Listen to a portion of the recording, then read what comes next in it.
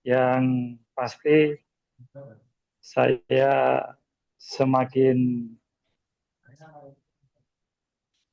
semakin dikuatkan dan bangga menjadi bagian dari orang baptis. Karena beberapa tahun lalu saya sempat mengikuti ajaran Gereja Keliling Indonesia. Ketika kami terbentur dengan doktrin, kami sowan ke Pak Pendeta Sutoyo. Beliau menyampaikan di sana menyampaikan tentang Yesus enggak. Kalau tidak Yesus, enggak usah ikuti. Balik lagi ke baptis. Nah, dengan 3 pertemuan itu, saya pribadi diberkati dan semakin bangga menjadi bagian baptis. Terima kasih, Terima Pendeta. kasih Pak Tatmianto untuk kesan pesannya selama 3 kali mengikuti webinar ini. Ada semakin dikuatkan komitmennya untuk melayani di gereja baptis. Mungkin satu lagi deh, saya selalu melihat Ibu atau Bapak Eka dari Banyumanik ya, yang selalu hadir ya. Bisakah Bapak atau Ibu Eka Banyumanik untuk bisa membagikan kesan pesannya atau pengalamannya atau apapun juga yang bisa dibagikan pada kita semuanya? Karena saya selalu melihat hadir setiap minggu.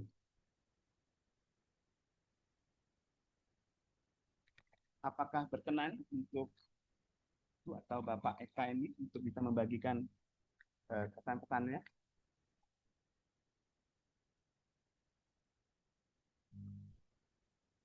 Atau ada yang lainnya yang ingin eh, berbagi buat kita semuanya?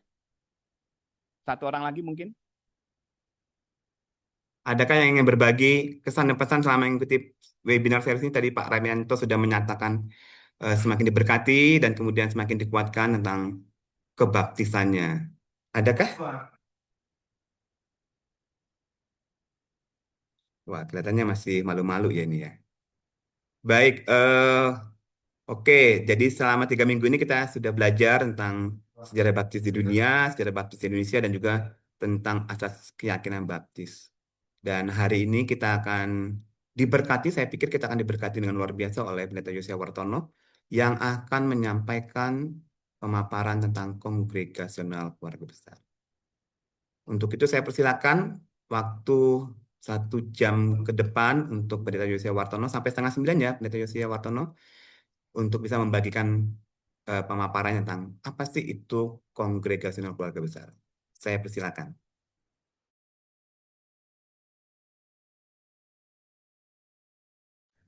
Selamat malam semua. Selamat malam Bapak Ibu dan saudara-saudara yang terkasih dalam Tuhan Yesus Kristus. Terima kasih, senang malam ini bisa bersama-sama dan saya berbagi pemahaman berkenaan dengan kongregasional keluarga besar. Eh, ya, paparan saya ini didasarkan pada kajian dari Minute Kongres 1 dan 2 berkenaan dengan keputusan umat baptis Indonesia untuk bersama-sama membangun wadah keluarga besar yang berasaskan keluarga besar. Ada baik dari pidato Pak Mulus, lalu juga pernyataan bersama tentang keluarga besar, serta praktek-praktek yang selama ini kita lakukan. Ya, slide pertama bisa diperlihatkan. Saya mendasarkan pembahasan malam ini pada Injil Matius pasal yang ke-9 ya 35 sampai dengan yang ke-38. Dari sini ada bangunan 3 komitmen bagi kita, keluarga besar Gabungan Gereja Baptis Indonesia. Demikianlah Yesus berkeliling ke semua kota dan desa. Ia mengajar dalam rumah-rumah ibadat dan memberitakan Injil Kerajaan surga serta melenyapkan segala penyakit dan kelemahan. Melihat orang banyak itu, tergeraklah hati Yesus oleh belas kasihan kepada mereka karena mereka lelah dan terlantar seperti domba yang tidak bergembala. Maka katanya kepada murid-muridnya, Tuhan memang banyak, tapi pekerja sedikit. Karena itu mintalah kepada Tuhan yang punya Tuhan supaya ia mengirimkan pekerja-pekerja untuk Tuhan itu. Didasarkan pada ayat yang ke-35, kita bisa memperoleh gambaran tentang 3 komitmen bersama yang dibangun oleh gereja-gereja baptis Indonesia yang pada waktu itu bersepakat untuk mendirikan bersama wadah keluarga besar, wadah kebersamaan yang diberi nama Gabungan Gereja Baptis Indonesia. Nanti akan ada sedikit penjelasan mengenai pilihan kata gabungan atau union untuk kebersamaan di antara gereja-gereja baptis Indonesia itu. Selanjutnya, ya, 3 kegiatan besar dalam program penuaian. Yang pertama, demikianlah Yesus berkeliling ke semua kota dan desa. Kata ke semua kota dan desa ini memberikan gambaran kepada kita, tidak ada yang tidak dijelajahi, tidak ada yang tidak dikunjungi oleh Yesus dalam masa-masa pelayanannya. Ia mengajar dalam rumah ibadat. Ini kemudian kita angkat menjadi komitmen bersama bidang pendidikan. Demikian Yesus berkeliling ke semua kota dan desa. Untuk apa? Untuk mengajar dalam rumah-rumah ibadat. Berarti pengajaran di sini dipusatkan di rumah ibadat. Yang kedua, demikian Yesus berkeliling ke semua kota dan desa, ia memberitakan Injil Kerajaan Surga. Ini bidang penginjilan. Nah, komitmen bersama kita tuangkan dalam bidang penginjilan juga. Yang ketiga, demikianlah Yesus berkeliling ke semua kota dan desa, ia melenyapkan segala penyakit dan kelemahan di bidang pelayanan sosial. Nah, bidang pendidikan, bidang penginjilan, bidang pelayanan sosial, itu kita angkat menjadi 3 kegiatan besar Yesus yang kemudian dirumuskan menjadi 3 komitmen umat baptis Indonesia atau gereja-gereja baptis Indonesia yang pada waktu itu mengadakan musyawarah, kemudian memutuskan untuk bersama-sama sepakat memiliki wadah keluarga besar yang disebut Gabungan Gereja Baptis Indonesia. Selanjutnya, nah, apa yang kita lihat sekarang, bidang pendidikan umpamanya. Pendidikan umum didirikan tidak lepas dari usaha gereja bagi pertumbuhan dan pengembangan gereja. Ada satu organisasi atau yayasan yang punya komitmen begini atau yang punya slogan, di mana sekolah dimulai, di situ akan ada gereja. Di mana gereja dibangun, di situ ada sekolah. Jadi terintegrasi antara pendidikan dengan gereja itu terintegrasi, semuanya diadakan untuk pertumbuhan dan perkembangan gereja. Yang kedua, pendirian pendidikan teologi terkait dengan melengkapi pekerjaan untuk Tuhan bagi pertumbuhan dan perkembangan gereja.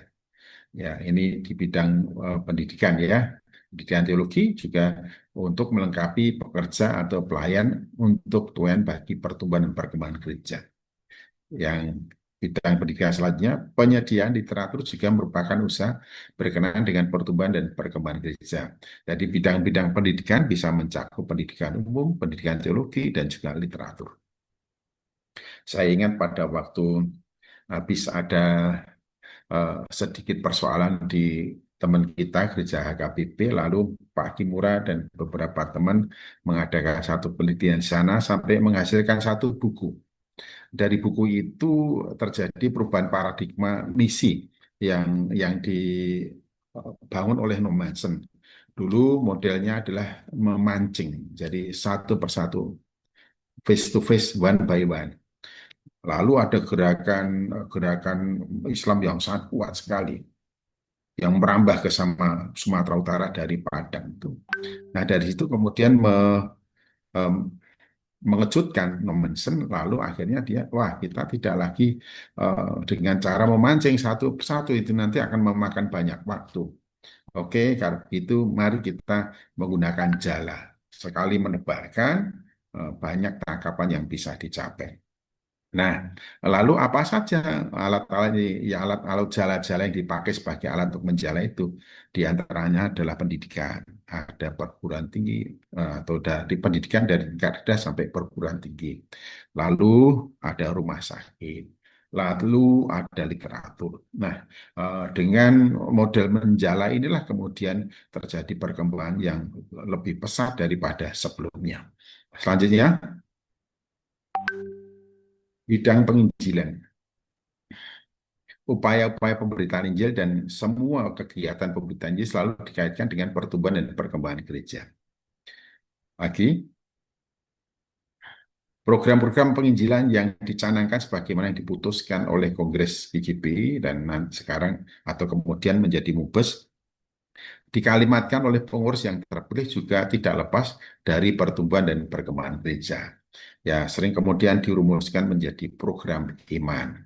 Selalu ada kena mengenanya dengan pertumbuhan dan perkembangan gereja. Bidang sosial, usaha-usaha bidang sosial, gerakan kesetiakawanan sosial terhadap yang membutuhkan pertolongan dari korban bencana alam selalu ada kena mengenanya dengan tuayan. Lagi, lembaga-lembaga sosial sebagaimana yang kita laksanakan juga berkenaan dengan pertumbuhan dan perkembangan gereja. Ada yang memberikan gambaran layanan sosial itu ibaratnya sahabat tempur yang menyapu ranjau dari menyapu ranjau. Layanan sosial itu tugasnya menyapu ranjau. Setelah semua ranjau meledak, lalu pasukan mulai masuk. Nah, mestinya eh, pelayanan sosial itu yang menjadi pembuka pintu kepada pemberitaan Injil. Nah, itu harus menjadi catatan penting. Tapi kadang-kadang karena kita belum bisa menangkap itu, gereja-gereja yang di sekitar korban itu sering ngeluh. Kenapa yang diperhatikan justru orang-orang lain? Kenapa kita tidak? Karena mereka belum mengerti filosofi ini, sehingga seringkali gereja kita sendiri yang mempersoalkan adanya pelayanan sosial yang menyasar bukan kepada gereja-gereja tetapi kepada masyarakat yang terdampak korban yang mungkin tidak secara langsung kepada gereja. Karena mereka belum tahu sebenarnya fungsi dan keberadaan pelayanan sosial ini adalah untuk membangun jembatan atau menjadikan jalan untuk pemberitaan Injil itu. Kalau di masyarakat yang sangat majemuk seperti yang tempat kami melayani, kami membangun pelayanan sosial itu adalah untuk safety ring. Bagaimana gereja itu kemudian diterima oleh masyarakat menjadi milik masyarakat. Bukan hanya milik anggota gereja, tapi milik masyarakat. Dan pada gilirannya, ketika ada sesuatu yang menyerang gereja, justru masyarakat yang membelanya. Saya pernah mengalami satu peristiwa itu, yaitu ketika di Solo, eh, pendekatan dan pergaulan saya dengan masyarakat sekitar itu memang bisa dikatakan cukup baik. Hingga ketika terjadi kerusuhan 98, bagaimana Solo itu terjadi persoalan yang sangat luar biasa, pengerusakan, dan orang-orang yang melempar dan merusak itu melewati depan gereja. Masyarakat di sekitar berteriak, "Jangan! Ini gereja." Nah, justru mereka kemudian yang membela itu. Jadi pelayanan sosial ini bisa juga menjadi safety ring-nya, masyarakat yang kemudian menjadi tanggul benteng bagi gereja itu sendiri karena masyarakat merasa memiliki gereja. Nah, kalau di setiap bakti yang pernah terjadi adalah kita menyelenggarakan kompetisi bola, menyewa satu lapangan itu miliknya satu kelurahan. Kelurahan mendapatkan masukan dari situ, lalu selama kompetisi masyarakat di situ mendapatkan manfaat dengan Karang Taruniana mengadakan penitipan sepeda. Kemudian lapangannya menjadi baik karena ditata, dibersihkan, dan juga diperbaiki lagi. Nah, pada gilirannya setelah event kesekian, mereka mengatakan, "Mana tim kita?" Padahal itu tim itu adalah tim sepak bola gereja. Tapi masyarakat sudah mengatakan, "Mana tim kita? Mana klub kita?" Nah, ini adalah salah satu contoh bahwa pelayanan sosial itu bisa menjadi safety ring, membuat masyarakat merasa memiliki gereja, sekalipun mereka bukan anggota gereja. Pelayanan sosial itu sekaligus juga bisa menjadi penyapu ranjau untuk semua halangan-halangan yang merintangi kita untuk pendekatan kepada masyarakat. Nah, ini harus kita maknai dan kita pahami bersama, sehingga ketiga komitmen itu betul-betul perlu kita pahami antara pendidikan, di mana ada sekolah di situ akan ada gereja, di mana ada gereja di situ ada sekolah, ini terpadu terintegrasi. Jadi adanya pendidikan itu adalah bagi pertumbuhan dan perkembangan gereja. Nah, begitu juga untuk pelayanan sosial bagi penjangkauan dan untuk pertumbuhan gereja dan juga untuk keberadaan gereja itu sendiri. Saya kira ini penting sehingga kita bisa terbuka untuk ke depan apa yang bisa kita lakukan untuk memenangkan hati masyarakat sehingga keberadaan gereja berterima dengan masyarakat. Itu sesuai dengan eh, apa slogan kita, nilai yang kita angkat bahwa Gereja Baptis ke depan harusnya berterima dan menjadi berkat dengan prinsip relevan. Setiap zaman, setiap perkembangan, setiap keberadaan, dimanapun, kapanpun, dalam situasi apapun, gereja diterima oleh masyarakat. Nah, penerimaan masyarakat itulah yang membuat terbuka pintu gereja menjadi berkat bagi masyarakat sekitar. Lanjut.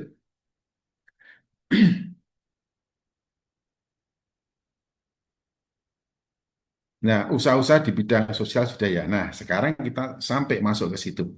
Tiga hal tadi menjadi misi utama yang menyatukan kita sebagai gereja-gereja baptis untuk masuk menjadi satu dalam wadah keluarga besar yang disebut dengan Gabungan Gereja Baptis Indonesia. Atas dasar kesadaran mandat ilahi, jadi pernyataan itu jelas sekali ketika hendak dirumuskan kerja bersama dalam wadah bersama Gabungan Gereja Baptis Indonesia. eh, Atas dasar kesadaran mandat ilahi terhadap gereja Tuhan sebagaimana para pelopor penggagas dan penandatangan kesepakatan ikatan bersama ini melayani, maka mereka memutuskan untuk bekerja sama dalam suatu wadah yang diberi nama Gabungan Gereja Baptis Indonesia. Saya nyatakan bahwa keputusan dengan mendirikan wadah keluarga besar oleh gereja-gereja baptis yang otonom dengan nama gabungan ini adalah keputusan yang paradigmatis. Saya katakan paradigmatis. Dalam satu sisi otonomi, ini sulit sekali dan tidak mungkin ada pihak-pihak luar yang intervensi. Tetapi kata gabungan ini mau tidak mau kita terhisap satu sama lain dalam keluarga besar sebagaimana yang sudah disepakati, ya setiap gereja anggota secara konsisten harus memenuhi kesepakatan itu. Ini paradigmatisnya di situ. Sekalipun itu juga melahirkan problematik. Ketika kita sedang menekankan bahwa kita ada misi bersama di sini, kadang-kadang ada gereja-gereja yang mengatakan, apa kontribusinya GGBI untuk kami? Padahal kami yang mendirikan GGBI atas dasar kesepakatan bersama bagaimana supaya secara bersama-sama bisa memberitakan Injil Yesus Kristus. Oleh karena itu saya sebut di sini keputusan itu paradigmatis. Selanjutnya akan ada penjelasan di sini mengapa disebut paradigmatis. Mengapa keputusan itu paradigmatis? Walaupun gereja-gereja baptis bersifat otonom dan berpemerintahan kongregasional, namun mereka terikat satu sama lain dengan terikat satu dengan yang lainnya secara sukarela. Ini catatan penting, secara sukarela. Sebab semua utusan yang pada waktu itu datang dan mewakili gereja, tidak ada seorang pun di antara mereka yang terpaksa atau dipaksa untuk mensepakati keputusan bersama. Jadi saya ulangi lagi, walaupun gereja-gereja baptis bersifat otonom dan berpemerintahan kongregasional, namun mereka terikat satu dengan yang lainnya secara sukarela dalam wadah keluarga besar umat baptis Indonesia. Dilanjutkan lagi, keluarga besar umat baptis Indonesia adalah suatu ikrar yang dicetuskan oleh umat baptis Indonesia pada tanggal 5 April 1972, tepatnya Kongres kedua, untuk menjalin kerjasama dalam permufakatan dan yang dijawab oleh semangat kerukunan dan kasih dengan tujuan untuk melaksanakan program bersama dalam bidang penginjilan, bidang pendidikan, dan usaha-usaha sosial yang menunjang pertumbuhan dan perkembangan gereja. Jadi kalau kesepakatan sudah diambil sejak awal mulanya, mengapa GGB didirikan, yaitu supaya kita bisa bersama-sama bekerja di bidang penginjilan, bidang pendidikan, dan juga pelayanan sosial skala nasional. Selanjutnya, nah, walaupun gereja-gereja baptis bersifat otonom dan berpemerintahan kongregasional, namun mereka terikat satu dengan yang lainnya secara sukarela dalam wadah keluarga besar umat baptis Indonesia. Maknanya apa? Kata penghubung walaupun titik-titik namun di sini memberikan penjelasan bahwa keputusan ini bersifat paradok.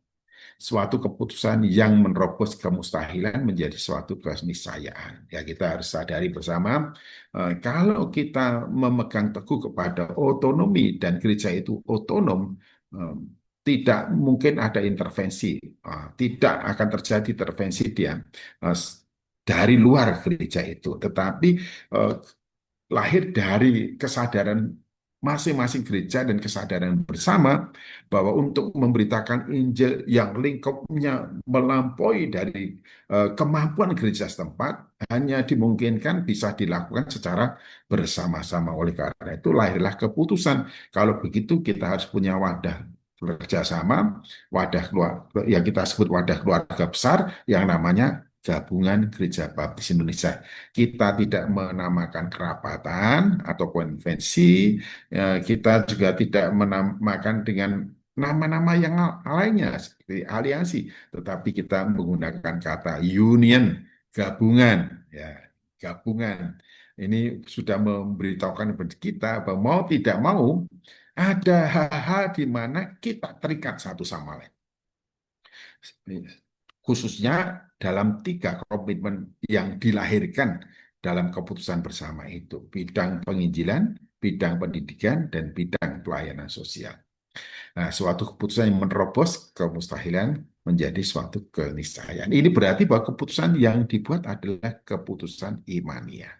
Sekalipun sulit, dan sampai sekarang masih ada gereja-gereja anggota yang belum memahami dan menyadari, tetapi keputusan itu telah diambil dengan semangat dan antusias. Suatu saat kita sampai pada titik kesepakatan yang mutlak.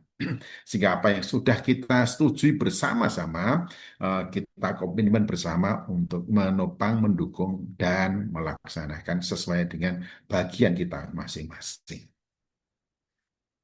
Mereka terikat satu dengan yang lainnya secara sukarela dalam wadah keluarga besar umat baptis Indonesia. Gereja baptis satu dengan yang lainnya terikat satu sama lain secara sukarela, menjelaskan bahwa keputusan mengikatkan diri dalam wadah keluarga besar adalah keputusan yang diambil secara sadar oleh kongregasi otonom. Nah, saya ingin garis bawahi di sini ya, keputusan untuk bergabung di bawah wadah keluarga besar umat baptis Indonesia, itu Gabungan Gereja Baptis Indonesia, adalah keputusan yang diambil secara sadar oleh kongregasi otonom. Idealnya ketika gereja tidak bergabung menjadi bagian dari GGB, menjadi gereja anggota, keputusan itu diputuskan dalam musyawarah gereja atau dalam rapat urusan gereja. Jadi kehendak dan keinginan untuk bergabung itu adalah keinginan, bukan keinginan seseorang dari salah satu anggota gereja, tapi keinginan semua anggota gereja. Kalau ini sudah diputuskan dalam rapat urusan gereja atau musyawarah mufakat gereja, maka gereja dengan sadar bahwa setelah mengambil keputusan ini, gereja telah terikat satu dengan yang lainnya dalam keputusan bersama. Ini berarti bahwa untuk selanjutnya tidak ada lagi gereja anggota yang akan melanggar konsensus.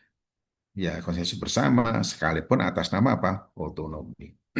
Nah, ini hal yang seringkali menimbulkan pertanyaan di antara kita untuk yang tidak menelusuri historisnya, kapan, bila mana, dan bagaimana gabungan Gereja Baptis Indonesia itu berdiri, dan komitmen apa yang telah mendasari keputusan untuk membangun bersama wadah keluarga besar yang diberi nama Gabungan Gereja Baptis Indonesia. Lanjutnya, nah tujuan dari komitmen GGP apa? Untuk melaksanakan program bersama dalam bidang penginjilan, dalam bidang pendidikan, dan usaha-usaha sosial yang menunjang pertumbuhan dan perkembangan gereja. Nah, ini tujuannya jelas sekali ya. Pertumbuhan dan perkembangan gereja menjadi tujuan komitmen kerja bersama gabungan Gereja Baptis Indonesia. Pertumbuhan gereja ini bersifat expansion ya, bukan hanya bersifat untuk pertumbuhan bagi diri sendiri. Dalam kalimat pembukanya juga dijelaskan demikian. Gereja tidak hanya bekerja demi dan bagi perkembangan dan pertumbuhan gereja-nya sendiri, tetapi juga berpikir bersama-sama supaya semakin bertambah jumlah gereja yang tergabung di bawah gabungan Gereja Baptis Indonesia. Dan sampai sekarang gereja induk dan cabang serta rintisan seluruh Indonesia ada 673 gereja. Ya, seterusnya. Tiga bidang usaha yang menjadi komitmen bersama seperti tadi ya, melaksanakan program bersama dalam bidang penginjilan, melaksanakan program bersama dalam bidang pendidikan, melaksanakan program bersama dalam bidang-bidang usaha sosial. Semua bidang tersebut dilaksanakan dalam rangka mencapai pertumbuhan dan perkembangan gereja. Nah, MUBES nanti sebetulnya menjadi kesempatan bagi kita untuk bertukar pikiran dan juga untuk rancangan-rancangan yang sudah disodorkan harus diolah kembali dan kontribusi setelah masukan-masukan dari semua gereja anggota itu sangat diperlukan sehingga rumusan program 5 tahun mendatang betul-betul adalah kesepakatan di antara kita. Nah, Bapak, Ibu, dan saudara yang terkasih dalam Tuhan Yesus Kristus, persoalannya sekarang adalah kadang-kadang masih ada pikiran dikotomis. Oh, ini program pusat. Oh, ini program daerah. Oh, ini program gereja setempat. Padahal tidak ada program daerah yang diputuskan tanpa melibatkan gereja anggota. Tidak ada juga program nasional yang kemudian dirumuskan tanpa melibatkan gereja anggota, baik untuk BPD melalui Musda, untuk nasional melalui musyawarah besar. Nah, seharusnya kalau demikian, maka setiap program yang pelaksananya di bawah pimpinan nasional dan di bawah pimpinan daerah itu adalah program gereja. Program kita bersama, program gereja anggota, program kita bersama yang dilaksanakan skala daerah, lokal, daerah, regional maupun skala nasional. Bahkan juga karena kita ikut partisipasi dalam kegiatan-kegiatan yang sifatnya internasional, kita pun juga berkiprah di sana. Lanjut, alasan dasarnya apa? Allah tidak akan menuntut pertama-tama ini yang diungkapkan oleh Pak Mulus kepada bangsa atau orang lain. Mengapa bangsa Indonesia tidak diselamatkan? Melainkan akan menuntut orang Indonesia demi dan bagi keselamatan Indonesia. Terlebih dahulu yang dituntut adalah orang Indonesia. Lalu apa yang kamu lakukan terhadap teman-teman sewarga dan sebangsamu? Sementara kamu menantikan kerja dari bangsa-bangsa lain untuk keselamatan bangsamu. Ya, ini yang ketika melihat bagaimana kiprah para visionari itu ternyata menggetarkan hati para pimpinan nasional pada waktu itu sehingga dengan membakar semangat setiap gereja, kita yang bertanggung jawab atas negeri kita. Kita yang bertanggung jawab atas negeri kita sekalipun ketika itu digaungkan, tidak semua gereja itu menjadi gereja yang sangat kuat dan betul-betul belum semua gereja itu begitu mandirinya. Tetapi kesadaran bahwa memberitakan Injil sampai ke seluruh pelosok tanah air itu adalah tugas kita orang Indonesia. Maka dari itu komitmen bersama di bidang penginjilan itu kemudian diangkat. Bagaimana? Dari mana biayanya? Kita songgo bareng-bareng kan begitu. Terus Indonesia tidak akan diinjili jika orang Kristen Indonesia sendiri belum terbeban dan bertanggung jawab bagi penginjilan di Indonesia. Ini latar belakang pernyataan lahirnya komitmen bersama di bidang penginjilan. Nah, arti pilihan asas keluarga besar. Denominasi Baptis Indonesia atau umat Baptis Indonesia adalah merupakan keluarga besar.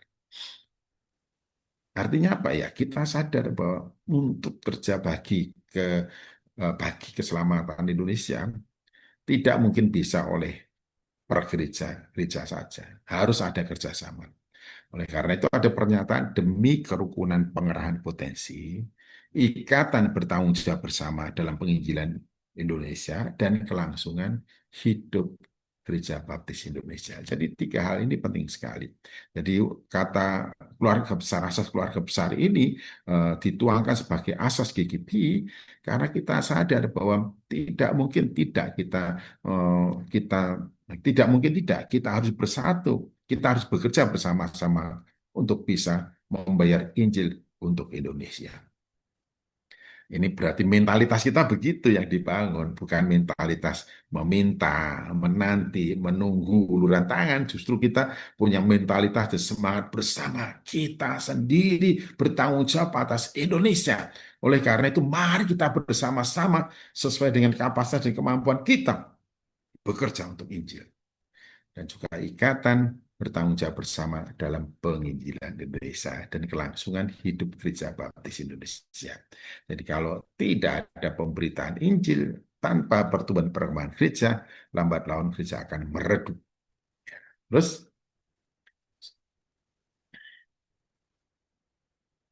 ini bagian yang perlu kita perhatikan bersama. Ini konsekuensi gereja anggota dalam berkeluarga besar. Gereja setempat adalah jemaat yang harus hidup berumah tangga di mana ia berada dan berkembang yang merupakan bagian dari keluarga besar.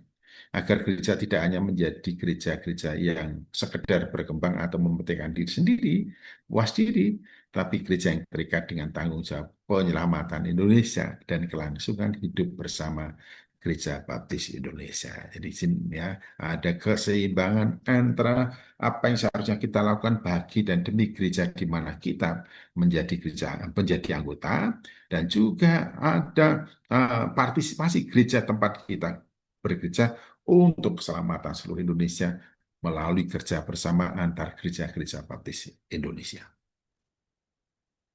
Ya.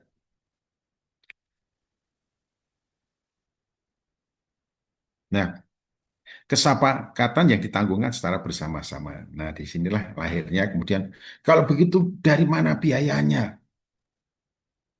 Dari mana pembiayaan untuk kegiatan bersama itu, untuk melaksanakan komitmen kita itu? Gereja Baptis Indonesia memberikan 1/10 persembahannya kepada GKP yang merupakan wadah keluarga besar yang memelihara dan melaksanakan tanggung jawab Gereja Baptis Indonesia dalam penginjilan di Indonesia dan kelangsungan hidup bersama sebagai Gereja Baptis Indonesia bukan hanya berdasarkan kesukarelaan saja atau bersifat sumbangan, tetapi dengan rasa ikatan memberi yang timbul dari kesadaran berkeluarga. Nah, ini penting sekali ungkapan ini. Saya menjelaskan kongregasional keluarga besar itu dalam bentuk implementasinya dalam kehidupan bersama di bawah wadah keluarga besar Gabungan Gereja Baptis Indonesia. Ya, sampai pada bagian terakhir ya. Gereja Baptis Indonesia adalah gereja yang otonom berpemerintahan kongregasional. Gereja Baptis Indonesia yang otonom itu dengan sadar dan secara sukarela membangun komitmen bersama untuk usaha penginjilan, pendidikan, dan pelayanan sosial bagi pertumbuhan gereja. Ini konsisten ya, kita semua konsisten. Sebagai orang yang sudah biasa berorganisasi, maka kesepakatan bersama memang harus kita penuhi. Komitmen bersama dituangkan dalam kesepakatan berdirinya wadah kebersamaan yang bernama Gabungan Gereja Baptis Indonesia dengan asas keluarga besar. Dengan bergabung dalam wadah keluarga besar, Gabungan Gereja Baptis Indonesia dengan sendirinya setiap Gereja Baptis Indonesia dengan rela hati berkomitmen untuk menjalankan apa yang menjadi keputusan bersama. Nah, saya kira ini tidak memerlukan waktu 1 jam untuk memberikan penjelasan dan penegasan berkenaan dengan kongregasional keluarga besar. Demikian, terima kasih. Tuhan Yesus memberkati.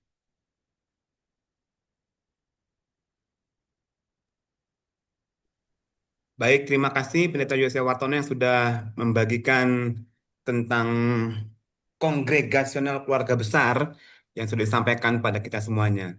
Sebelum kita akan masuk ke dalam tanya jawab. Kita mau foto bersama dulu ya. Jadi silakan untuk teman-teman bisa membuka kameranya masing-masing.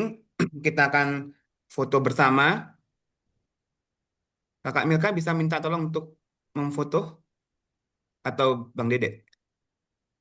Siap. Oh, Bisa, Kakak bisa. Milka ya, silakan Kakak Milka. Baik, silakan semuanya dibuka kameranya. Saya akan eh, menghitung sampai 20 gitu ya Kakak Milka ya. Satu, Boleh, Pak, boleh. ya. Satu, dua, tiga, empat, lima, enam, tujuh, delapan, sembilan, 10, satu, dua, tiga, empat, lima, enam, tujuh, delapan, sembilan, 10. Sudah selesai semuanya? Ampun. Ya, terima kasih Kak Milka. Baik, terima kasih Pendeta Yosef Wartono yang sudah menyampaikan eh, materi penjelasan tentang keluarga kongregasional keluarga besar. Jadi kalau tadi kita mencermati apa yang disampaikan oleh Pendeta Yosef Wartono, kita mempunyai 3 komitmen besar untuk sebagai keluarga besar, yaitu tentang dari sisi pendidikan, kemudian penginjilan, dan juga sosial. Monggo silakan teman-teman, jika ada pertanyaan bisa langsung disampaikan kepada Pendeta Yosia Wartono untuk kita bisa memperdalam dan juga bisa em, menanyakan kira-kira apa yang masih menjadi ganjelan dalam pelaksanaan keluarga besar, kongregasional keluarga besar ini. Sambil menunggu pertanyaan lainnya, Pendeta Yosia, mungkin eh, Pendeta Yosia bisa merefleksikan kira-kira ya, kita sudah tanggal 12 kemarin kita sudah 54 tahun usianya. Kira-kira sejauh mana sih asas eh, kongregasional keluarga besar ini bisa sungguh-sungguh kita implementasikannya, apa tantangannya, dan kemudian apa yang menjadi pergumulan selama 54 tahun ini sehingga masih terus bergumul. Mungkin Pak Pendeta Yusuf bisa menyampaikan kepada kita semuanya kira-kira berefleksi lah hasil refleksinya kira-kira apa yang menjadi tantangan dan pergumulan untuk memastikan keluarga kongregasional keluarga besar ini bisa bisa bisa kita maknai bersama-sama. Baik, terima kasih. Eh, 54 tahun itu eh, perjalanan yang panjang ya, perjalanan yang panjang. Yang pertama, sejak dilahirkan sampai sekarang, sekalipun termasuk dari gereja penandatangan, ya, dari gereja penandatangan, tidak setiap gereja konsisten memenuhi komitmen bersama, khususnya menopang, membiayai bagi kepentingan melaksanakan 3 komitmen itu. Itu itu secara panjang dan seringkali itu menjadi perdebatan terus sampai sekarang. Dan tidak atau belum selesai juga. Ya, hingga kalau hitung-hitungan kita itu bahwa semua biaya yang kita perlukan untuk operasional setiap tahun itu sesungguhnya pasti bisa terbayar dan kita tidak akan membuat kita minus apabila setiap gereja secara konsisten melakukan apa yang menjadi kewajibannya. Ini juga masih menjadi PR saya kira untuk pengurus yang akan datang. Bahwa tidak semua pemimpin gereja, pemimpin utama gereja betul-betul mengutamakan itu. Bahkan ada beberapa di antara para pemimpin gereja, yang penting kita anu aja, yang penting kita store. Nah, sekalipun eh, bilangannya tidak sampai kepada yang menjadi komitmen itu. Nah, ya itu yang menjadi persoalan dasar karena untuk proyek besar yang menjadi komitmen kita tidak mungkin bisa dibiayai tanpa dana yang besar. Dan gitu ya. Yang pertama, yang kedua bahwa sebetulnya asas keluarga besar itu juga mestinya eh, bukan hanya praktek secara organisatoris kepada gabungan gereja Baptis Indonesia, tetapi juga itu praktek yang diimplementasikan dalam kehidupan gereja masing-masing. Dalam gereja masing-masing. Oleh karena itu, kita sekarang mulai mengedepankan musyawarah dalam kehidupan bergereja. Tidak perlu bersitegang satu sama kemarin sudah mendengarkan apa yang ditegaskan oleh Pak Stoyo, bahwa imamat yang rajani harus dibawa kepada maksud dan tujuan Allah, mengapa menentukan dan menetapkan setiap orang yang percaya itu sebagai imamat rajani. Tujuannya jelas untuk memberitakan perbuatan Allah yang besar yang telah memindahkan kita dari gelap kepada terangnya yang ajaib. Jadi keimamatan yang rajani tidak diberikan kepada kita semata demi dan bagi kepentingan kita pribadi, tetapi untuk gereja itu demi dan bagi pemberitaan Injil Yesus Kristus. Ini yang tidak dipahami sehingga tidak sedikit gereja imamat yang rajani itu menjadi dasar bangunan demokrasi dalam kehidupan gereja. Padahal bukan begitu maksudnya. Jadi tidak gereja tidak didirikan untuk apa istilahnya kita itu menjadi gereja yang demokratis, bukan begitu. Keimamatan yang rajani, bangsa yang terpilih, yang umat punya Allah sendiri itu dianugerahkan kepada setiap orang percaya dengan tujuan jelas untuk memberitakan. Jadi fokusnya kepada pemberitaan Yesus Kristus itu tidak disadari sehingga banyak sekali persoalan dalam gereja itu karena mengadopsi demokrasi dalam kehidupan gereja. Itu mengadopsi dalam kehidupan gereja. Itu persoalan dasarnya. Oleh karena itu rapat seringkali menjadikan sakit hati satu dengan yang lainnya, sehingga kebersamaan dan kesatuan di antara anggota-anggota gereja itu tidak bisa terjalin dengan baik. Demikian juga dalam tataran daerah maupun juga nasional. Seringkali kita lebih terpaku kepada memperdebatkan yang justru memperbesar friksi yang ada di antara kita. Padahal keleluasan hak yang begitu luar biasa yang diberikan kepada kita itu sepenuhnya supaya kita berpartisipasi secara aktif dalam pemberitaan Injil Yesus Kristus. Ya, kadang-kadang kalau tentang pemberitaan Injil sangat pendiam. Banyak anggota gereja yang mendiam. Tapi kalau hal yang tetek bengek itu justru ramai, dahsyat. Nah, sambil justru itulah yang seringkali menimbulkan pertengkaran di antara satu dengan yang lainnya dan melahirkan sakit hati dan akar pahit. Itu tidak boleh lagi terjadi. Jadi imamat yang rajani itu dianugerahkan oleh Allah kepada setiap orang percaya supaya keberdayaan setiap orang percaya dalam pemberitaan Injil itu betul-betul nyata dalam implementasinya. Sehingga gereja-gereja memang kemudian pasti akan punya fokus pada pemberitaan Injil. Sampai sekarang belum itu, Pak ya David ya, sehingga banyak gereja yang menghabiskan hati, pikiran dan energi bukan oleh karena pemberitaan Injil, tapi tetek bengeknya itu. Nah, itu persoalan yang kedua ya. Persoalan yang ketiga yang saya angkat kemarin, kalau kita itu sebagai keluarga besar, siapapun yang akan memimpin monggo, kita mendukung dan menopangnya. Jadi suksesi bukan sebagai ajang pertempuran yang menghasilkan satu permusuhan, tidak monggo. Tetapi kita juga harus ingat bahwa bangunan dalam proses suksesi ini tidak boleh melahirkan perpecahan di antara kita. Karena ketika kita mengedepankan pikiran dan hikmat bijaksana manusia, justru hasilnya adalah pertikaian. Kita harus ingat bahwa Allah yang punya kedaulatan mutlak untuk menentukan siapa pemimpin masa depan. Bagaimanapun cara dan prosesnya, kalau seseorang sudah terpilih, kita meyakini bahwa itu pilihan Allah melalui proses yang kita pakai. Prosesnya alatnya sempurna atau tidak, ya jangan kemudian diperpanjang lebar dipersoalkannya. Kalau sudah ditentukan siapa yang terpilih, ya kita semua harus dengan legowo mendukung karena kepemimpinannya itu demi dan bagi kepentingan kita bersama. Saya kira itu hal yang penting. Terima kasih. Baik, terima kasih Pendeta Yosua Wartono untuk penjelasan. Ada 3 hal tadi ya yang sudah disampaikan oleh Pendeta Yosua Wartono tentang tantangan pergumulannya ya, tantangan untuk menjadi keluarga besar itu. Yang pertama soal pembiayaan tadi ya. Nomor 1 ya pembiayaan itu. Karena kita kurang menyadari bahwa penginjilan, pendidikan dan juga sosial itu membutuhkan dana yang besar sehingga kita sebagai bagian dari anggota keluarga besar gereja baptis itu seharusnya mendukung setiap program-program itu. Kan itu menjadi tantangan yang pertama. Terus tadi disampaikan juga tantangan yang kedua adalah soal eh, kongres, apa namanya, konsep tentang musyawarah itu mesti perlu ditekankan lagi. Tidak lagi bicara soal demokrasi yang saling gontok-gontokan, siapa yang menang, siapa yang kalah, akhirnya membuat sakit sakit hati. Yang ketiga tadi sudah disampaikan oleh Pendeta Yosia Wartono. Terima kasih. Di sini ada pertanyaan Pendeta Yosia Wartono. Hanya ini ya, hanya apa? Hanya komentar ya, hanya komentar.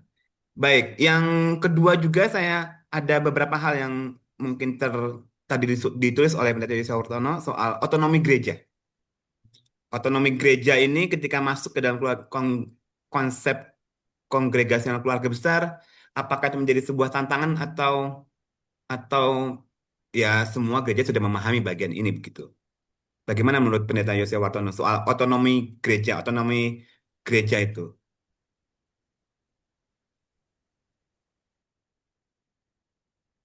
Terima kasih. Sebenarnya saya sudah menyatakan itu adalah keputusan paradigmatis ya tadi. Nah, sekalipun itu paradigmatis, tetapi yang memutuskan adalah gereja-gereja sendiri. Gereja-gereja sendiri yang memutuskan. Mengapa paradigmatis antara kata gabungan dengan otonomi itu kan antara kanan dan kiri, ekstrim kanan dan kiri. Tidak bisa, tetapi oleh karena kesadaran akan kepentingan bersama bagi pemberitaan Injil Yesus Kristus, lalu gereja yang otonom itu memberikan sebagian konsesinya dalam kehidupan bersama, sehingga apa yang telah diputuskan secara bersama, gereja sebenarnya tidak boleh lagi mengatakan kami otonom, tidak boleh. Kalau yang diputuskan itu adalah keputusan bersama. Dalam 3 bidang tadi ya, dalam 3 bidang. Kalau 3 bidang ini ya memang itu nanti keputusan kita bersama. Tapi kalau hal-hal yang lainnya, ya otonomi gereja yang memutuskan. Ini paradigmatis, tapi telah terjembatani oleh karena keputusan tidak diambil top down, tapi keputusan diambil secara bersama-sama dengan sukarela. Terima kasih. Ya, itu yang mesti kita tekankan ya, Pendeta Yosia ya, bahwa kita memang gereja otonom, tetapi ketika kita masuk ke dalam gabungan gereja baptis, kita sudah terhisap sesungguhnya menjadi sebuah keluarga besar. Jadi tidak lagi bicara soal saya gereja otonom, saya tidak ingin ikut keputusan gabungan, itu tidak boleh lagi terjadi. Karena kita sudah terhisap dalam gabungan gereja baptis Indonesia. Silakan jika ada Bapak Ibu Saudara yang ingin bertanya, bisa menyampaikan pertanyaan kepada Pendeta Sutoyo, bisa langsung raise hand atau bisa menuliskan di di kolom chat ya. Saya juga senang karena pada malam hari ini ada Pendeta Sutoyo Sigar yang bersama-sama dengan kita. Beliau juga adalah Ketua BPP, BPP dulu ya, Badan Pengurus Pusat ya dulu ya. Tahun berapa saya lupa. Nanti mungkin Pendeta Sutoyo bisa membagikan cerita pengalaman tentang bagaimanakah keluarga besar ini bisa bisa tercermin dalam kehidupan gereja otonom masing-masing. Juga ada Bapak Yones Sudoyoko yang juga hadir bersama dengan kita pada malam hari ini. Beliau adalah Ketua BPG, dulu BPG ya. Sekarang namanya Bamusnas. Ketua BPG dua periode ya kalau nggak salah Pak Wid ya. 2 periode dan mungkin juga Pak Wid juga bisa membagikan tentang pengalaman-pengalaman tentang gabungan kongregasional keluarga besar itu. Silakan jika Pak Sutoyo bisa membagikan pengalaman-pengalaman itu untuk kita bisa memastikan konsep eh, kongregasional keluarga besar ini bisa semakin mendarat di gereja-gereja otonom atau juga Pak Widoyoko. Saya berikan waktu untuk Pak Wid dan juga Pak Sutoyo Sigar.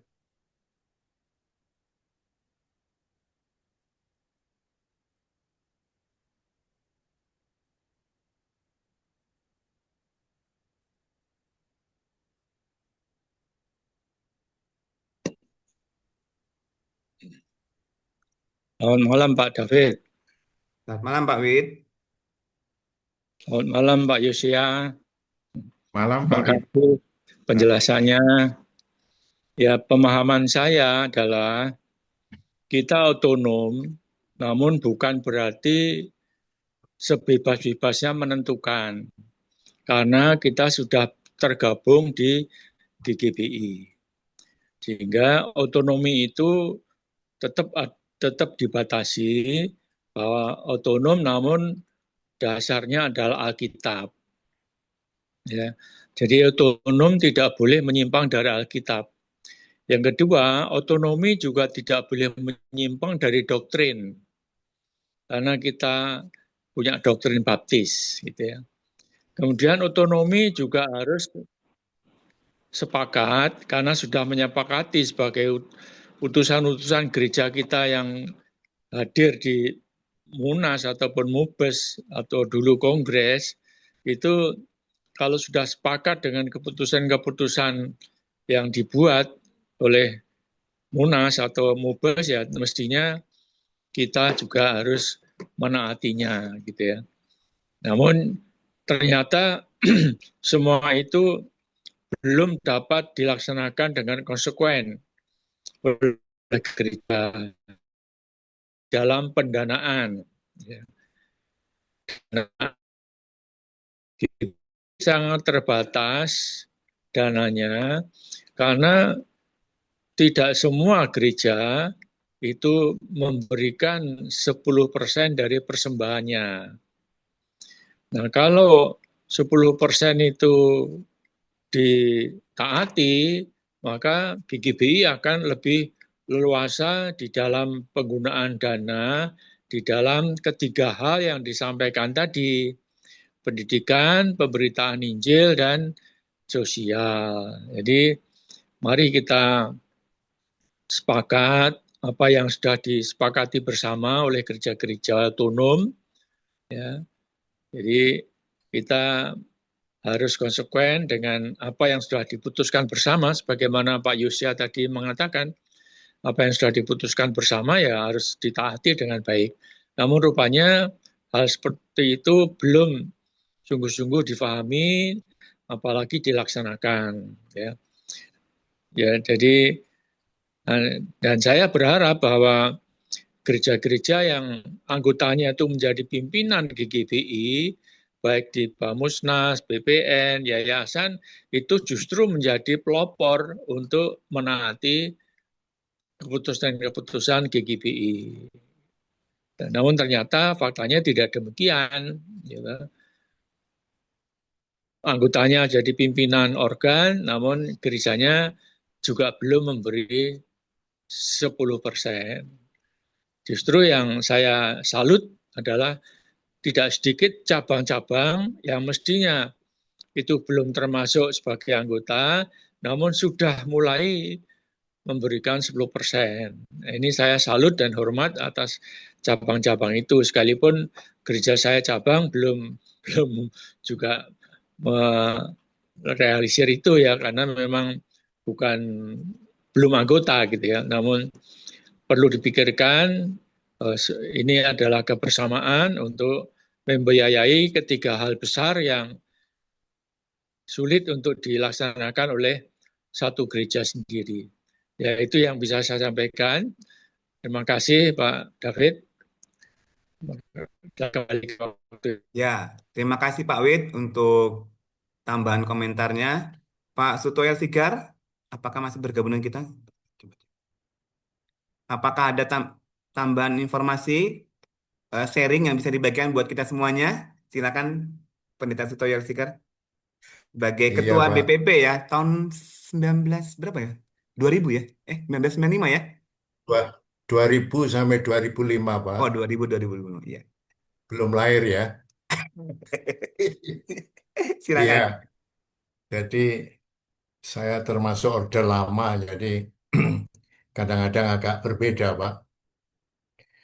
Pertanyaan yang muncul kemarin saya sudah lontarkan, apakah GGBI itu sebagai para gereja atau gereja? Ya, atau gereja. Kalau para gereja, itu artinya bahwa GGBI itu ada karena gereja. Jadi lagi gereja yang mempunyai kuasa, bukan GGBI. GGBI membuat aturan, membuat pedoman, membuat ADRT adalah untuk menopang kehidupan gereja. Nah, Kalau GGBI itu gereja, ya itu akan menjadikan sama seperti bagaimana bertindak sebagai gereja otonom dan lain sebagainya. Jadi pemahaman otonom bisa dipahami tadi yang Pak Yusya memakai istilah yang paradigmatis itu memang betul ya. Memang betul bahwa GGBI terjadi karena gereja. Gereja terjadi karena Allah. GGBI tidak akan ada kalau gereja tidak ada. Kalau gereja ada, GGBI tidak harus ada. Itu ya. Jadi pemahaman itulah yang penting sekali, itu sebabnya GGBI mestinya mendapat iuran, bukan persembahan. Karena yang mendapat persembahan itu gereja. Dan iuran itu tergantung daripada kesepakatan. Nah, menjadi ambigu antara bekerja sama dan ikatan. Ikatan seolah-olah mengikat. Tidak begitu. Saya anggota Ikatan Alumni STBI. Saya malah nggak tahu bagaimana ikatan alumni STBI itu. Baru kumpul-kumpul, baru ngerti, oh itu toh teman-temannya, aturannya. Dan banyak aturan-aturan yang tidak bisa dilakukan. Itu ikatan ya. Ikatan apa saja itu yang terjadi. Nah, bekerja sama tidak ada ikatan, ada kesukarelaan, dan kesukarelaan adalah tergantung daripada komitmen kebersamaan itu. Jadi karena itulah maka pemahaman tentang ikatan itu harus dipastikan dan jelas. Ya, maka ketika didefinisikan dan diberikan contoh yang lain, maka kata ikatan tidak selalu membuktikan bahwa itu terikat. Dalam pemahaman harus melakukan ini dan itu. Itu contohnya saya anggota Ikatan Alumni STBI. Tapi sampai sekarang saya juga enggak ada hubungan, enggak ada kontak, dan ketua ikatan juga enggak pernah ngomong dan lain sebagainya. Ini ya, ada pertemuan ya syukur datang, atau tidak datang ya syukur. Ya syukur. Dan saya rasa pemahaman bekerja sama itu lebih akurat karena di situ ditegaskan juga dalam bidang penginjilan, pendidikan, dan sosial. Itu yang ditegaskan sejak awal. Ya. Dan karena itulah maka ini tidak akan mengurangi pemahaman tentang otonomi maupun kongregasional. Karena masih tetap bagaimana gereja itu yang mendirikan Tuhan, bukan GGBI. GGBI yang mendirikan gereja. Jadi ini yang perlu dipahami. Karena itu GGB adalah para gereja. Para gereja artinya kepanjang tanganan gereja untuk bagaimana menjadi bagian supaya gereja-gereja bisa bekerja sama. Itu Pak, tambahan. Dan memang ini akan menimbulkan sesuatu pertanyaan, bahkan mungkin perdebatan.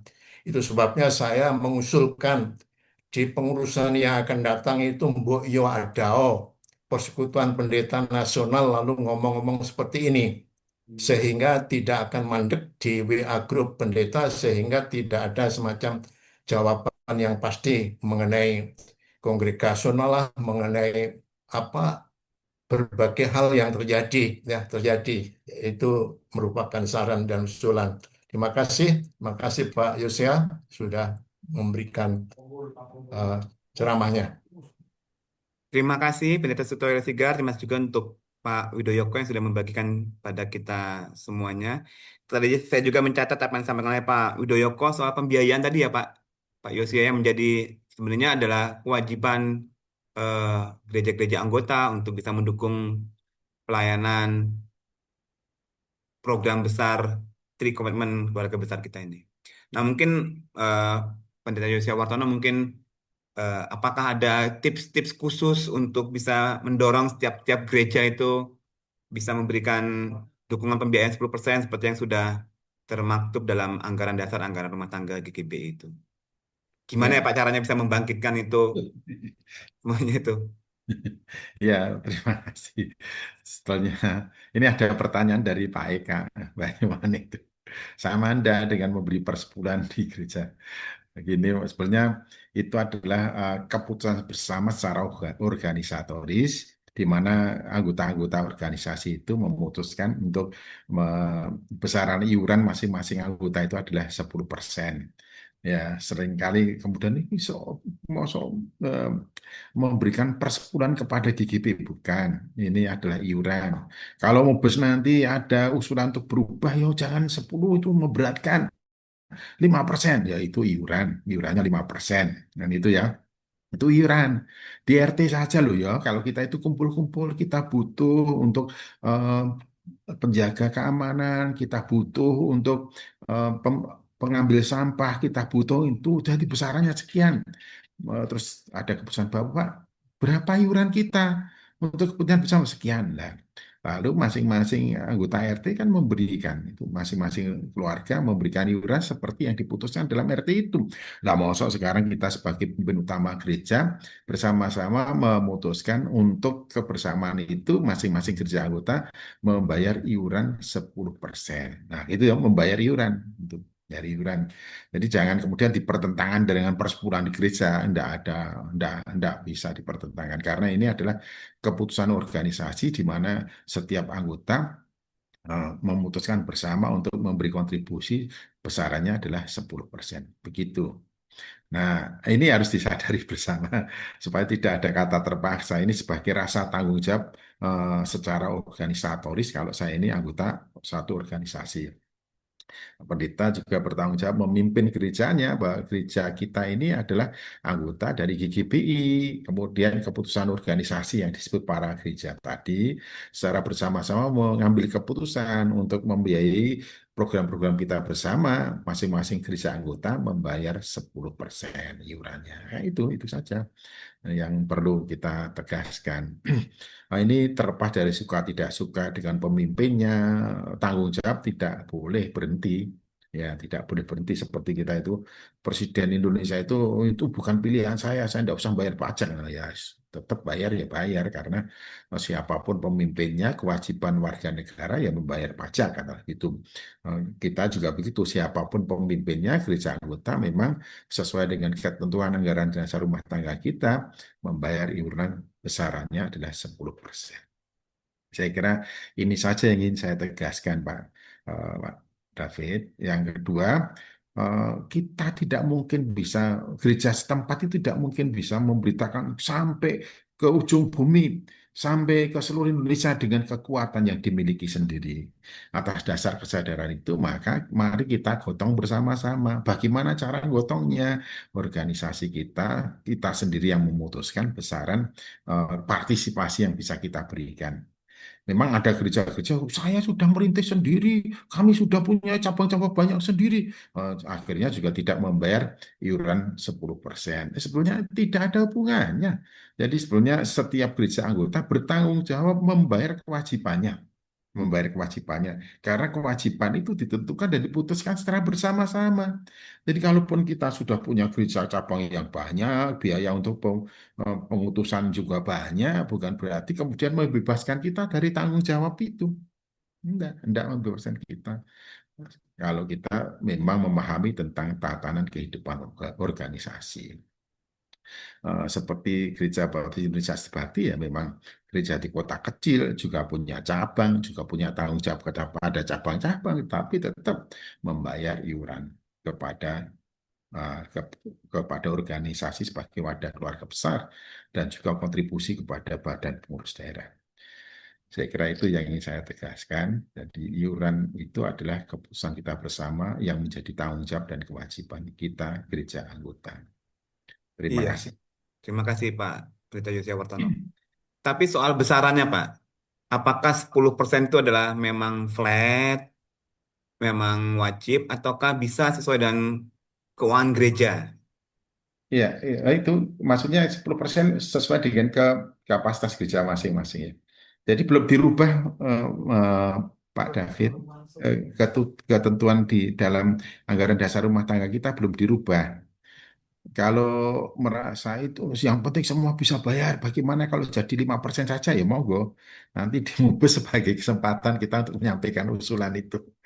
Atau sekarang mumpung masih ada waktu, gereja-gereja anggota kalau ada 7 gereja yang mengusulkan perubahan itu bisa saja perlu ada perubahan di anggaran dasar rumah tangga. Kami gereja yang desa dan baginya keberatan kalau 10%, 5% saja ya monggo.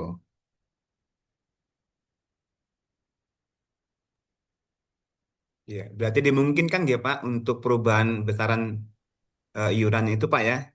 Dimungkinkan karena ada mubes ya. Di setiap mubes itu kemungkinan perubahan anggaran dasar rumah tangga. Jadi Iya. sebelum mubes sekarang ini silahkan diusulkan supaya steering committee nanti membahas itu dan membahasakan dalam itu bagaimana kontribusi terhadap besaran iuran itu. Iya. Tapi memang seberapapun besar iurannya itu yang penting itu adalah tanggung jawab kita sebagai anggota gereja. Ya, Seberapa betul. besar kita memiliki komitmen untuk mendukung pelayanan pendidikan, pelayanan penginjilan dan juga pelayanan sosial yang kita kerjakan bersama-sama gitu ya.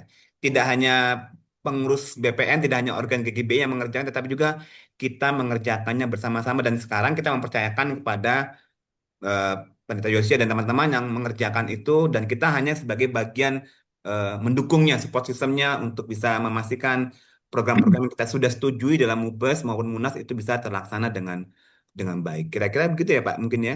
Jadi seberapa pun misalnya misalkan 5% lah, anggaplah kita besok putuskan 5%, tapi kalau kita tidak mau, tidak berkomitmen untuk mengiur ya seberapa Sama persennya saja. pun ya sama aja. Begitu mungkin Pak ya. Ya. Jadi kesadaran dalam berorganisasi, Mas, iuran itu biasanya ditetapkan, lalu kita bersama-sama konsisten membayar sesuai dengan ketentuan gitu kan? Iya. Iya. Terima kasih Pak Yosia. Ini ada Pak Suyanto bertanya, sudah berapa persenkah gereja yang sudah membayar? Sepertinya eh, Sekjen sudah membagikan laporan iuran ya Pak, kalau nggak salah tiap Nah, sudah berkala di, itu ya. di Munas kemarin sudah ada juga, sudah ada yang diberi blok hitam berarti terus kosong sama sekali ada juga. Nah, jadi kalau di sini saya tidak bisa langsung memberi laporan ya Pak Suyanto, berapa persen bawah gitu ya, berapa persen. Ya Pak, karena dicapai.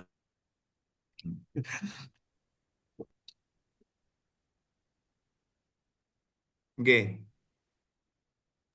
Ya, di Pak Sekjen itu 2 bulan yang lalu katanya sudah menyampaikan laporan keuangan GGBI termasuk dengan iuran-iuran gereja anggotanya Ya. kepada ketua-ketua BPD kalau nggak salah ya. Dan di Jogja itu Pendeta Semendi sudah menyampaikan itu kepada semua pendeta-pendeta, semua gereja-gereja di BPD Jogja. Jadi kami sudah melihat siapa berapa yang mengiur, memberikan iuran dan berapa yang tidak.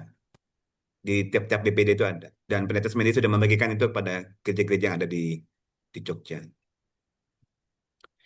Baik, apakah ada pertanyaan lainnya? Mungkin Pak Pendeta Yosua Warton bisa menyampaikan pada kita semuanya apa sih sekarang yang penginjilan yang sedang kita kerjakan, baik di luar negeri maupun yang ada di dalam negeri ini, utusan-utusan Injil apa yang sedang kita kerjakan sehingga kita sama-sama, oh ternyata ini loh pekerjaan besar yang sedang kita lakukan itu, misalkan di Mentawai atau di Hong Kong atau di Belgia, sehingga kita perlu untuk mendukung sama-sama. Mungkin Pendeta Yosua Warton bisa membagikan itu pada kita semuanya untuk Oke, baik, terima kasih. Kita patut bersyukur salah satu rintisan gereja kita di Timor Leste sekarang sudah berkembang menjadi satu konvensi sendiri dan diterima sebagai gereja anggota dari APPF. Itu rintisan dari BGBI ya, Timor Leste. Di negara yang mayoritas Katolik, ternyata kita bisa mengemban tugas pelayanan di sana juga. Eh, Beberapa di antara jemaat di sana sudah selesai pendidikan teologinya di STTPJ dan sekarang mereka kembali di sana untuk memberitakan Injil. Dan salah satu yang termasuk kita partisipasi untuk mendukung pendanaan yang sekarang Let's Go yang ada di Dili ya, di Dili, ibu kota Timor Leste. Kemudian yang terbaru kita sudah juga mulai kegiatan aktivitas perintisan di Samarinda Mohon didoakan ini dalam waktu yang sebentar akan ada utusan Injil yang akan di sana lulus dari STPI nanti akan, karena ini ikatan dinas dibiayai atau dibiayai oleh GKPI, nanti dia akan ditempatkan di sana sebagai utusan Injil di Samarinda. Kalau perintisan kita di Balikpapan sudah diadopsi oleh Kalvari, sekarang sudah punya tanah sekitar 400 meter persegi. Persembahan untuk 1 bulan sudah lebih dari 10 juta, ya lumayan, itu sudah baik, berkembang dengan baik, dan nanti bulan Januari mungkin sudah ada eh, gembala sidang yang masih relatif muda untuk melayani, meneruskan pelayanan di situ, dan Pak Pendeta Sugeng Haryono sebagai putusan Injil dari GPI Setia Bakti akan kembali ke rumah, kembali ke Kediri. Nah, itu yang paling dekat ya, paling dekat. Kita juga akan kita sudah memulai ada Zoom sementara pembinaan pendampingan untuk oh, perintisan di eh, Taiwan, Taiwan ya, Taiwan. Di sana biaya hidupnya cukup tinggi, jadi perlu persiapan yang matang untuk ke sana. Dan kita bersyukur juga ada beberapa kerjasama antara Stikes dengan Jepang di sana. Ada beberapa lulusan Stikes yang ditempatkan di sana dalam kerjasama yang pasti. Nanti langkah kedua kita juga usahakan ada perintisan gereja baptis di sana, melengkapi lulusan-lulusan Stikes untuk perintisan di sana. Saya kira itu yang eh, paling dekat ini. Terima kasih. Ya, terima kasih Pendeta Yosia yang sudah menyampaikan pada kita semuanya tentang pekerjaan besar yang sedang kita kerjakan ini ya, khususnya untuk penginjilan ini. Karena memang mandat utama kita kan penginjilan ya. Kalau tadi Pendeta Yosia mengatakan sosial itu adalah ada bagian babat alas untuk membuka alas agar Injil bisa masuk, tapi yang jadi semuanya itu bisa saling terintegrasi antara pendidikan, sosial dan juga penginjilan. Jadi memang kita membutuhkan dana yang cukup besar untuk menggerakkan semua program-program kita. Kira-kira per tahun berapa ya Pendeta Yosya untuk menggerakkan semua program ini? Kalau untuk PI saja sebenarnya kita membutuhkan 1,5 miliar Satu ya. setengah miliar ya setahun ya? Nah, itu sebenarnya tidak banyak, itu sebenarnya sedikit sekali. Dari 1,5 miliar itu memang saya memberi tugas khusus untuk Departemen PI bagaimana bisa apa eh, fundraising ya, fundraising.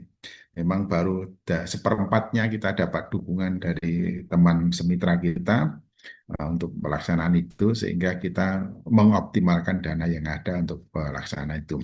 Teman-teman seringkali bilang kapan GGP ke IKN. Sebenarnya ada banyak penawaran di sana, tapi ada keterbatasan dana. Bahkan ada satu tempat yang strategis yang ditawarkan kepada kita, tapi uang kita belum menjangkau untuk bisa membeli tanah itu.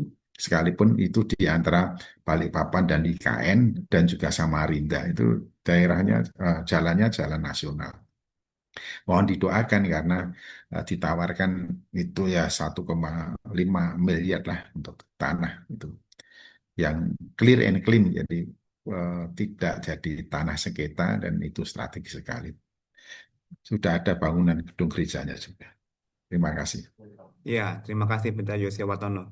Juga ada pertanyaan dari Ibu Ika ya. Jadi mungkin pengalaman masing-masing gereja agak beda ya. 10% itu diambil dari mana toh? Kalau pengalaman sakti misalkan pendeta, kira-kira 10% itu diambil dari pos mana kira-kira?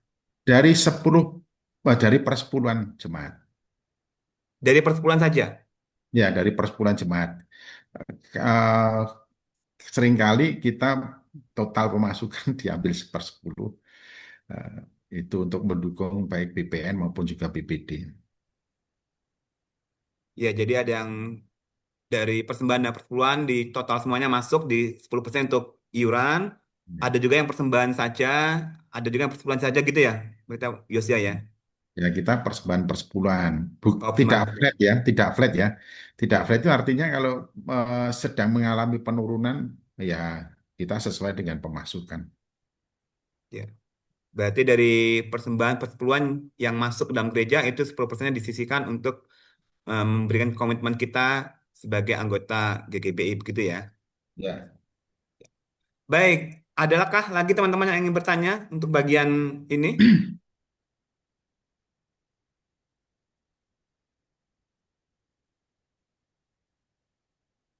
Terima kasih untuk semua teman-teman yang sudah terlibat. Kelihatannya sudah tidak ada pertanyaan lagi ya. Semoga semuanya sudah memahami tanggung jawab dan komitmennya sebagai gereja anggota Gabungan Gereja Baptis Indonesia ini. Dan tadi Pendeta Yosias juga sudah menyampaikan kita punya 3 komitmen besar dalam Gabungan Gereja Baptis Indonesia ini. Ada pendidikan, ada penginjilan, dan juga ada sosial. Dan itu membutuhkan pembiayaan yang sangat besar. Khususnya tadi penginjilan hanya membutuhkan 1,5 M untuk menggerakkan penginjilan kita baik di dalam negeri maupun di luar negeri. Tadi juga Pendeta Yosua Wartono menyampaikan 1,5 M ada tawaran tanah di Balikpapan untuk kita bisa membangun perintisan di sana yang mendekati ibu kota negara. Jadi dan juga kegiatan-kegiatan sosial yang kebanyakan digerakkan oleh teman-teman rebana yang bisa menggerakkan itu untuk membuka alas, membabat alas agar Injil bisa masuk. Dan pendidikan umum, teologi, dan juga literatur yang mendorong kita untuk semakin diperlengkapi dalam pelayanan-pelayanan sosial maupun pelayanan penginjilan ini. Jadi mungkin sebelum kita akan menutup webinar kita hari ini, Pendeta Yosia Wartono ada pernyataan penutup untuk kita Ya, semuanya. baik. Saya persilakan. Terima kasih. Mohon didoakan bahwa tanggal 31 Agustus saya pamit ke gereja. Jadi itu minggu terakhir saya menjadi gembala sidang di Gereja Baptis Indonesia Setia Bakti. Tepat saya sudah berusia 60 tahun, tanggal 15 Agustus yang lalu. Dan saya sekeluarga memutuskan tidak perlu diperpanjang. Jadi selesai pada usia 60 tahun pelayanan di GBI Setia Bakti. Mohon didoakan, menyerahkan kepada Tuhan untuk kepercayaan pelayanan berikutnya. Baik, terima kasih Pendeta Yosua Wartono yang sudah memberkati kita, mengingatkan kita kembali tentang komitmen kita sebagai gereja anggota Gabungan Gereja Baptis Indonesia untuk mendukung sepenuhnya program-program GGBI, komitmen keluarga besar, sehingga nama Tuhan dipermuliakan.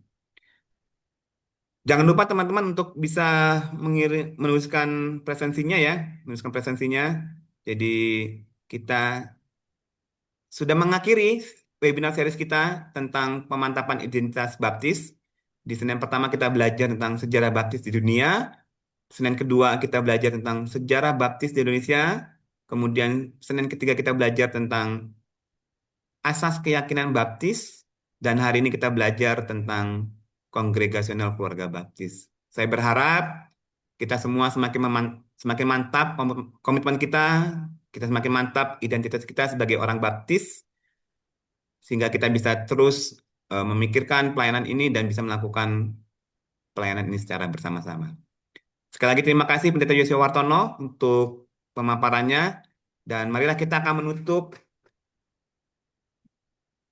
webinar kita pada hari ini. Saya mohon Pendeta Baskita Ginting bisa menutup acara webinar kita pada hari ini dan seluruh rangkaiannya sekaligus mendoakan untuk pelayanan Pendeta Yosua Wartono ya, yang tanggal 31 akan menyelesaikan pelayanan penggembalaannya di Gereja Baptis Indonesia Setia Bakti. Mari kita berdoa. Tuhan, kami mengucap syukur buat pertolongan Tuhan atas kami sekalian. Secara khusus sudah 4 minggu kami melewati acara tentang pemahaman tentang baptis, baik dari sejarah, demikian juga dari sudut doktrin dan juga tata gereja. Untuk itu kami mengucap syukur buat semua narasumber dengan segala kemampuan dan pengalaman mereka sudah rela berbagi, membekali semuanya kami yang ikut Zoom selama 1 bulan ini. Kiranya ini juga menolong kami untuk kami tularkan kepada gereja-gereja lokal kami sehingga akan bisa mendukung pelayanan gabungan gereja baptis. Kami memuji Tuhan. Sampai hari ini tangan Tuhan memberkati gabungan gereja baptis walaupun di sana sini masih ada kekurangan. Dan kami juga bersyukur secara khusus malam hari ini Pendeta Yosia Wartono telah menyampaikan tentang asas keluarga besar gabungan gereja baptis. Kami bersyukur dan juga mendoakan pelayanannya setelah tanggal 31 Agustus ini tidak lagi melayani di Setia Bakti, dan kiranya tangan Tuhan memimpin dan menolong keluarga hamba-Mu ini untuk memutuskan pelayanan yang baru. Kami yakin dan percaya bahwa Tuhan memberkati dan menolong. Kami juga bersyukur buat kami sekalian semua yang sudah merelakan waktu dan tenaga kami untuk mengikutinya.